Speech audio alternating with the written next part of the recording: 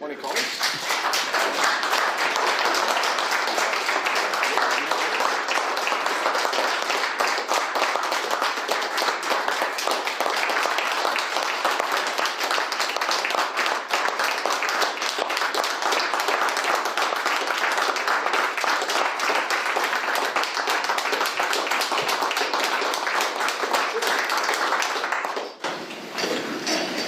Well, good morning, colleagues. Thanks very much for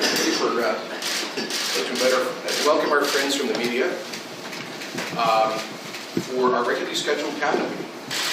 As we get on with doing the people's business, we have a lot of important work in front of us. Following the vote from the leadership review earlier this week, as you know, I indicated my intention to step aside as United Conservative Party leader.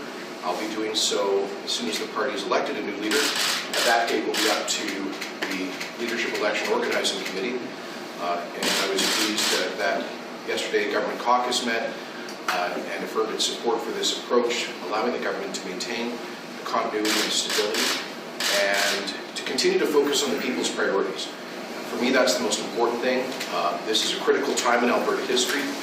We are determined to keep our eye on the ball, to continue to lead Canada in economic growth and job creation, to keep our commitments, to fight for a stronger Alberta. Just last week, we won an historic victory at the Alberta Court of Appeal in the central part of our strategy for a stronger Alberta, which was the 4-1 decision striking down Justin Trudeau's No More Pipelines Law Bill C-69.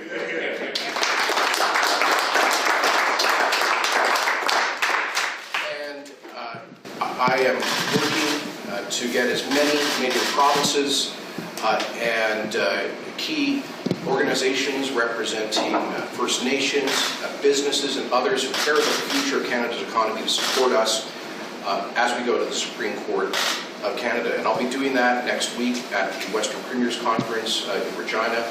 I'll be continuing to promote our government's national leadership on knocking down domestic trade barriers at the New West Partnership Trade Agreement Summit next week.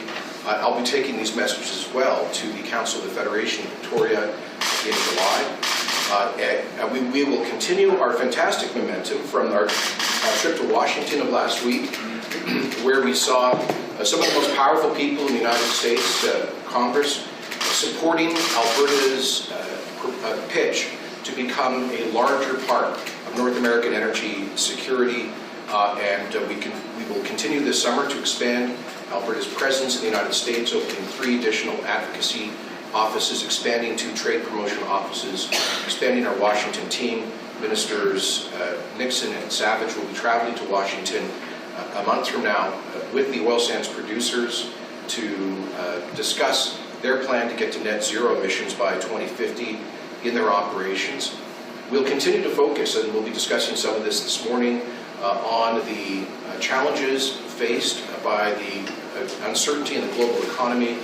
We see growing signs of stagflation in Canada and around the world. It concerns us a great deal, and that is being felt by ordinary people in the rising cost of living and inflation and food and energy prices. We'll continue to provide real action to support Albertans through that. We've been providing more consumer relief than any Canadian government by a country mile. We'll be discussing what more can or should be done to protect Albertans from this inflationary environment. I will say that while there are concerns about a global recession, I believe Alberta, in part because of the fiscal discipline that we've exercised in getting our fiscal house in order, we are in a better position to weather any future global economic storm at this point than other Canadian provinces. We'll continue to focus on Minister Cotton's great work to expand healthcare capacity, just last week announcing that we've already achieved 19 of the 50 additional intensive care beds that we committed to in this year's budget, and we'll continue to accelerate rollout of the strategic the Alberta Surgical Initiative to get more surgeries done and reduce surgical backlogs. We have more work to do in the legislature. We'll be hearing from Government House Leader about finishing up on government business in the legislature for this spring sitting, having passed more legislation by far in the last 2 years than any legislature in Canada, even in the midst of 3 crises, because we've been so determined to keep our election promises, and there's more work to be done, including, for example, the work of the Property Rights Committee to achieve another platform commitment. So this is a demonstration that Alberta's government continues to do the people's business, continues to fight for this province, to work for a strong and resilient economy, to make life better for Albertans. Thank you very much.